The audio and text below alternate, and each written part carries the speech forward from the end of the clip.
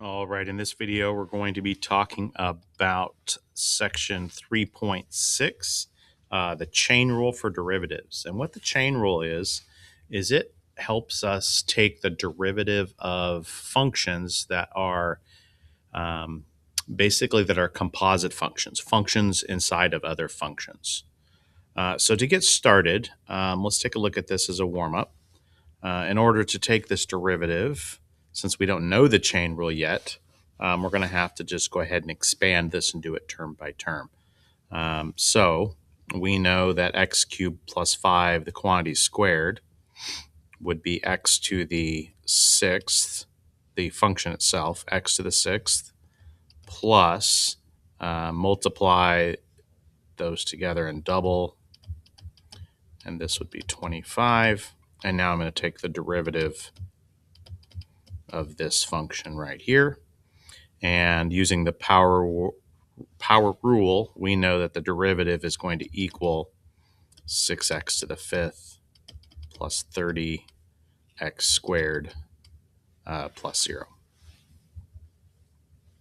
All right, so I mentioned that this is the chain rule, or more, I should say, the composite functions. So let's take a look at what we're talking about here. If I have the function f of x, and I have a function g of x, and then I compose them f of g of x, then in this case, I think we would say that f of x is most likely x squared, and g of x is the function x cubed plus 5. So then f of g means g is inserted into f, making it x cubed plus 5 inside of the squared.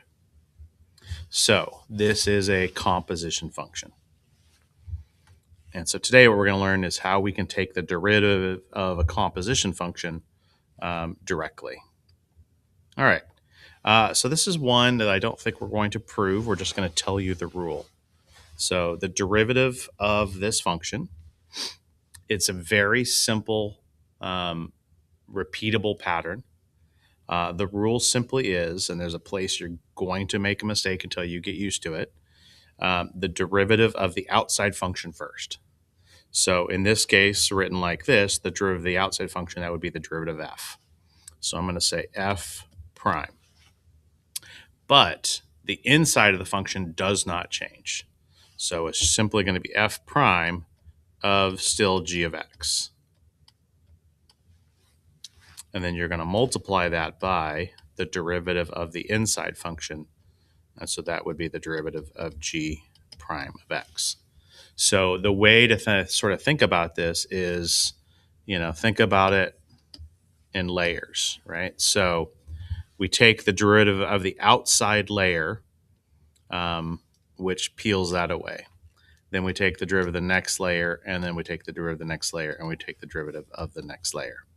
So in our case, we only had two layers, the outer and the inner. So we took the derivative of the outer layer, not changing the inside, did that. Now we take the derivative of the inside layer. All right, so let's try that back with our original problem here. So let's back up to our warm-up. And so the way what this would look like would be the derivative of the outside function. We're going to treat it just like the x squared. So the derivative of x squared, of course, is 2x to the first. So in our case, it's going to be 2 the function to the first. But the inside does not change. So that's still going to be this.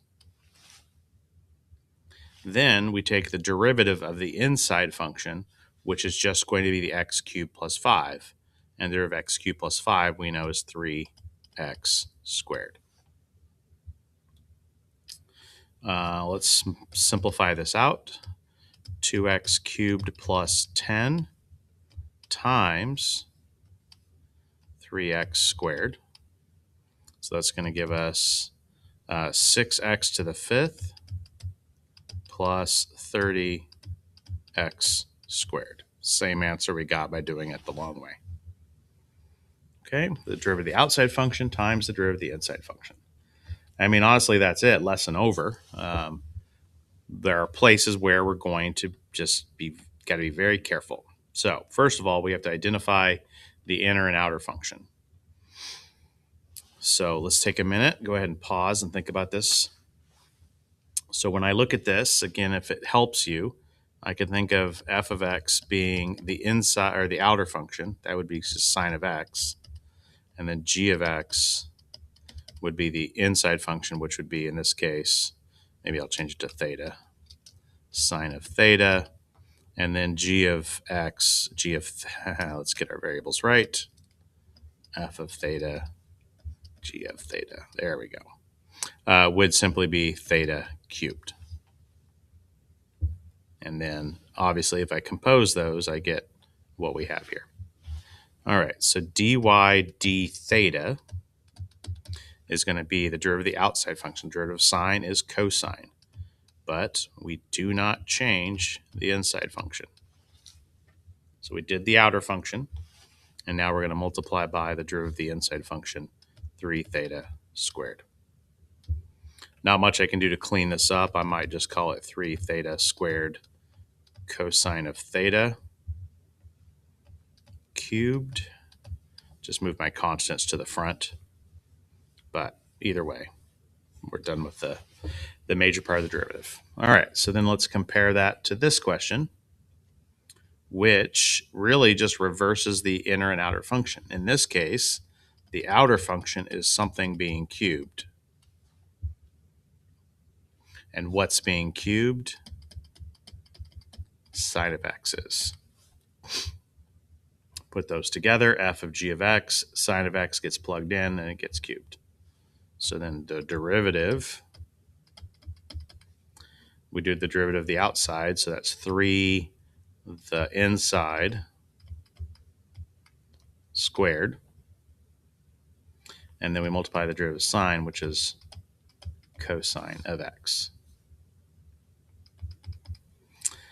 And just writing this a little bit different, I'll probably throw the singular power up first. So 3 cosine theta sine squared.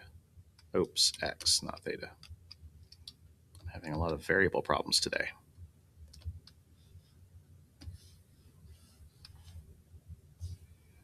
All right, what else we got? Anything over here? Nope. All right, let's do another example. All right, so the derivative of the outer function is the 5 the something to the 4th. Don't change the something. Times the derivative of the inside, which would give us 6x squared. Let's clean it up a little. That's 30x squared times 2x cubed plus 1 to the 4th.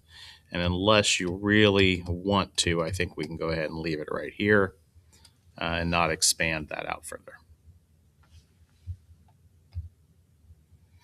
All right, so example D here, this is meant to show you what happens when you have not just one function embedded in another function, but when you have like a nesting doll situation. And then the rule is simply going to be as expected. So the outer function is f, and so it's f prime of all the stuff in here.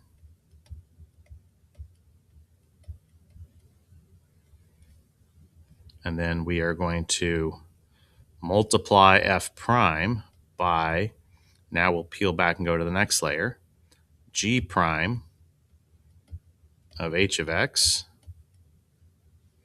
And then we're going to multiply by the derivative of the inside function, which would be h prime of x.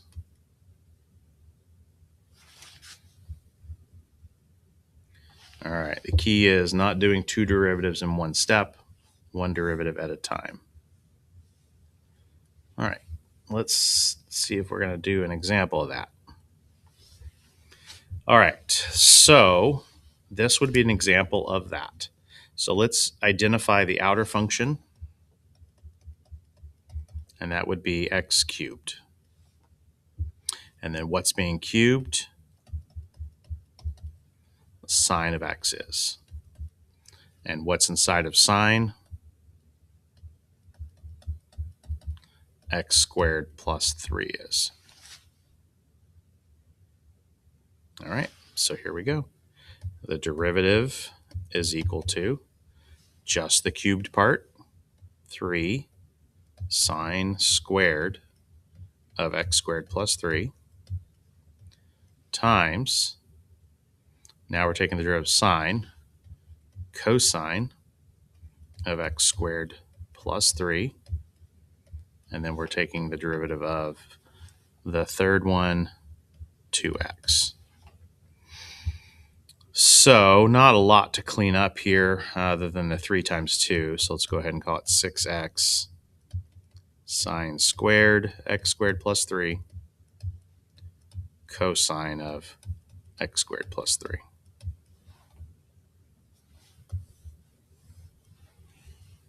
All right.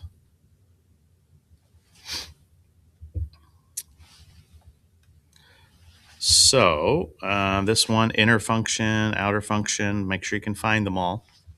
I think the outer function is going to be sine of x. So that's cosine of the square root of x squared plus 1.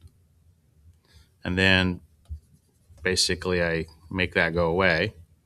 I multiply by now the derivative of the outer function, which is something to the 1/2 power. So that becomes 1/2 the something to the negative 1/2 power. Took care of that. Times 2x. All right, to clean this up a little, the 2 and the half cancel out. The negative root goes to the bottom.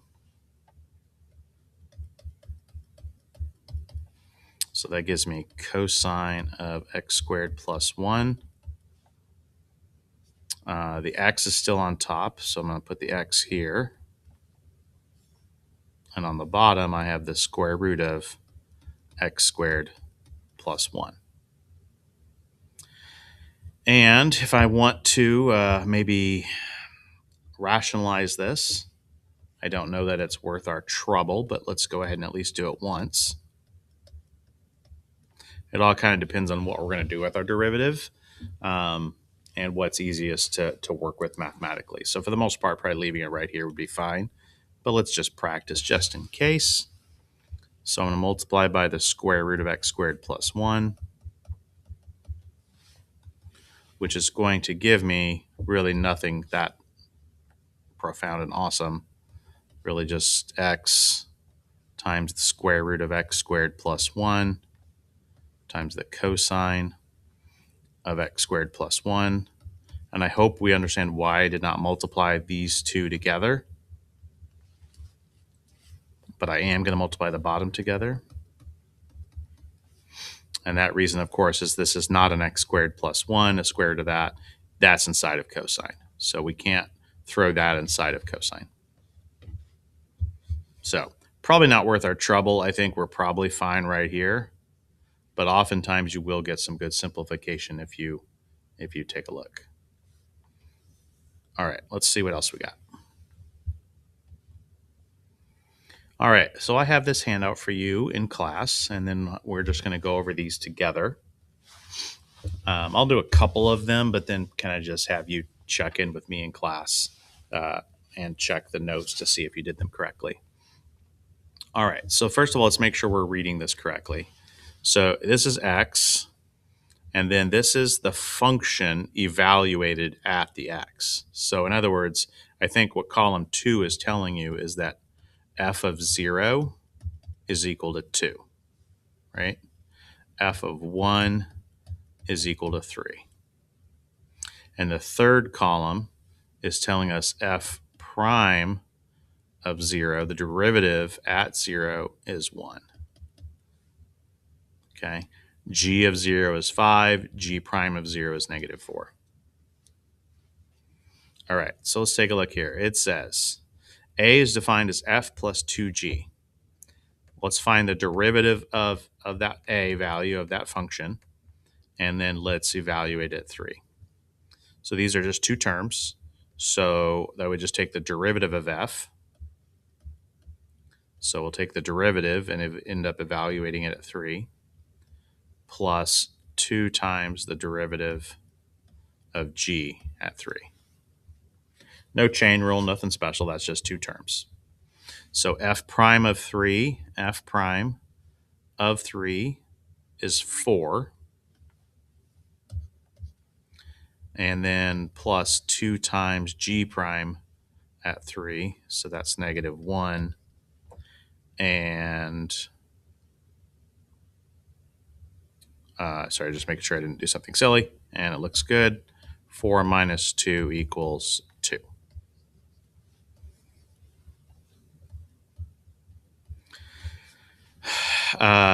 B is defined as f times g. So we know the product rule is in place. So we take the derivative of the first one times the second one plus the first one times the derivative of the second one. And we're doing this at 2. So that means we're going to do f prime at 2 times g of 2 plus f of 2 times g prime at 2. All right. F prime, can't quite see it. There we go. At 2, so we're here. F prime at 2 is 3. G of 2 is 1. F of 2 is 5. G prime of 2 is -2. So it looks like I have 3 minus 10, -7. All right, I'm going to go ahead and probably stop the video here. Just go ahead and make sure you're careful. Maybe let's just throw in, let's do this one real quick. So this looks like a chain rule situation. Outer function is the function f.